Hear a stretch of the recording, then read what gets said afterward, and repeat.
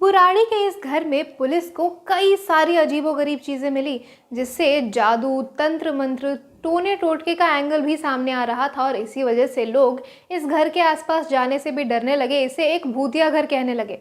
दरअसल अब जो डायरी मिली थी उसमें बहुत सारी चीजें लिखी थी। ऐसी चीजें सामने निकल कर आई उस डायरी से जिसने इस पूरी कहानी को ही पलट कर रख दिया। एक नई कहानी सामने आई और एक नया नाम भी सामने आया, जो कि नाम था भोपाल सिंह चुंडावत का। दरअसल भोपाल सिंह नारायणी देवी के पति थे, लेकिन इस घटना से कई सालों पहले ही उनकी मौत हो चुकी थी। तो आखिर ऐसा क्या था उस डायरी में, और जितनी भी चीज़ें लिखी हुई थी सबका कनेक्शन आकर भोपाल सिंह से ही जुड़ता था। अब क्या कनेक्शन था, ये जानने के लिए आपको टाइम में कुछ सालों पीछे जाना पड़ेगा। दरअसल भोपाल सिंह चुनावत रहने वाले तो थे राजस्थान के, लेकिन हरियाणा में आकर बस गए थे और भाटिया फैमिली के साथ आकर काम करने लगे थे। अब उनकी इतनी डेडिकेशन और इतनी ईमानदारी को देखकर भाटिया फैमिली काफ़ी ज़्यादा इम्प्रेस हो गई और अपनी बेटी नारायणी से उनकी शादी करवा दी, उन्हें घर जमाई बनवा लिया और वो उनके साथ ही उनके बिजनेस में हाथ बटाने लगे। सब कुछ अच्छा चल रहा था। कुछ सालों बाद इनके 5 बच्चे हुए, और जिनमें 3 बेटे थे और 2 बेटियां थी। उनकी भी शादी हुई, उनके भी बच्चे हुए और सब कुछ अच्छा चल रहा था। लेकिन सबसे छोटा वाला जो बेटा था उसकी अभी तक शादी नहीं हुई थी। उसके बाद भोपाल सिंह ने बुराड़ी में एक घर खरीदा और अपने सारे परिवार के साथ, यानी कि खुद पति पत्नी और छोटा बेटा, उस घर में शिफ्ट हो गए। उन्होंने कई बार अपने बड़े बेटे से, अपनी बेटियों से भी कहा कि वहाँ पर आकर रहें, लेकिन उस समय वहाँ पर कोई आया नहीं रहने के लिए। और कुछ सालों बाद जब उनके एक बेटी के पति की मौत हो गई तो वो भी अपनी बेटी प्रियंका के साथ आकर उनके साथ रहने लगी। सब कुछ अच्छा चल रहा था, अच्छे से सब काम चल रहा था। लेकिन एक दिन इस परिवार के ऊपर एक भारी विपत्ति टूट पड़ी। दरअसल हुआ ये कि ललित, उनका सबसे छोटा बेटा, जिस फैक्ट्री में काम करता था, वहाँ के मालिक से पैसों को लेकर उनकी झड़प हो गई और ये हाथापाई पर उतर आई।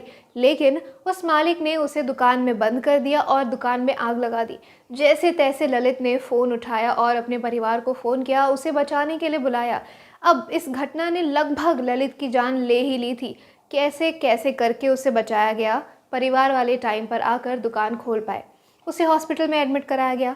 वो धीरे धीरे ठीक तो हो गया, लेकिन उसकी आवाज़ हमेशा के लिए चली गई। इसके बाद ललित हमेशा अपने परिवार वालों से इशारों में या फिर लिखकर बातें करता था। अब सब कुछ ठीक चल रहा था, परिवार फिर से नॉर्मल तरीके पे जी रहा था। लेकिन 6 अक्टूबर 2006 को अचानक से भोपाल सिंह चुंडावत की भी मौत हो गई।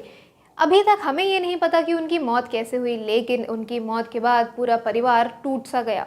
उनकी मौत के बाद बहुत ही ज़्यादा निराशा थी परिवार में और इसीलिए उन्होंने धार्मिक रास्ता अपनाया। उसके बाद उन्होंने हर दिन घर में पूजा पाठ करना, कीर्तन करना स्टार्ट किया, नॉनवेज खाना छोड़ दिया और पूरा परिवार भक्ति में लीन हो गया। हर शाम को वो साथ में बैठकर भजन गाया करते थे, हनुमान चालीसा का पाठ करते थे। ऐसे ही कुछ साल बीते और उसके बाद एक दिन जब ये पूरा परिवार बैठकर हनुमान चालीसा का पाठ कर रहा था तो अचानक से ललित की आवाज़ वापस आ गई और उसने पूरा हनुमान चालीसा खुद ही ख़त्म किया। बाकी परिवार वाले चुप हो गए। उन्हें इस करिश्मे पर विश्वास नहीं हो रहा था कि आखिर ललित की आवाज़ वापस आई कैसे। और उसी के बाद से ये भी देखा गया कि ललित के ऊपर भोपाल सिंह चुंडावत की आत्मा आती है। वो ललित के ऊपर ही आती थी और जब भी ये आत्मा उसके अंदर आती थी उसकी आवाज़ चेंज हो जाती थी और फिर वो ललित बात नहीं कर रहा होता था, भोपाल सिंह ही अपने परिवार से बात कर रहे होते थे। वो जैसा अपने परिवार से कहते थे पूरा परिवार वैसा ही करता था। तो अब ऐसा लग रहा है कि हम धीरे धीरे डायरी में लिखी चीज़ों के ऊपर पहुंच रहे हैं। लेकिन कहानी में आगे क्या होता है इसके लिए आपको नेक्स्ट वीडियो का वेट करना होगा और बॉलीग्राड स्टूडियोज़ को भी जल्दी से सब्सक्राइब करना होगा। तो जल्दी से सब्सक्राइब कीजिए हमारे चैनल को और आगे की कहानी मैं बहुत ही जल्द आपके लिए नई वीडियो में लेकर आ रही हूँ। सुनने में ये भी आ रहा है कि सिंघम अगेन की कहानी भी कुछ इसी तरीके के प्लॉट पर बेस्ड हो सकती है। आप सिंघम के लिए कितने एक्साइटेड हैं हमें कमेंट सेक्शन में ज़रूर बताइए। हमारी आज की वीडियो आपको कैसी लगी ये भी हमें कमेंट सेक्शन में बताइए और भाई शेयर कीजिए अपने दोस्तों के साथ। मैं आपकी होस्ट पंखुरी आज के लिए इजाज़त चाहती हूँ आपसे। नमस्कार।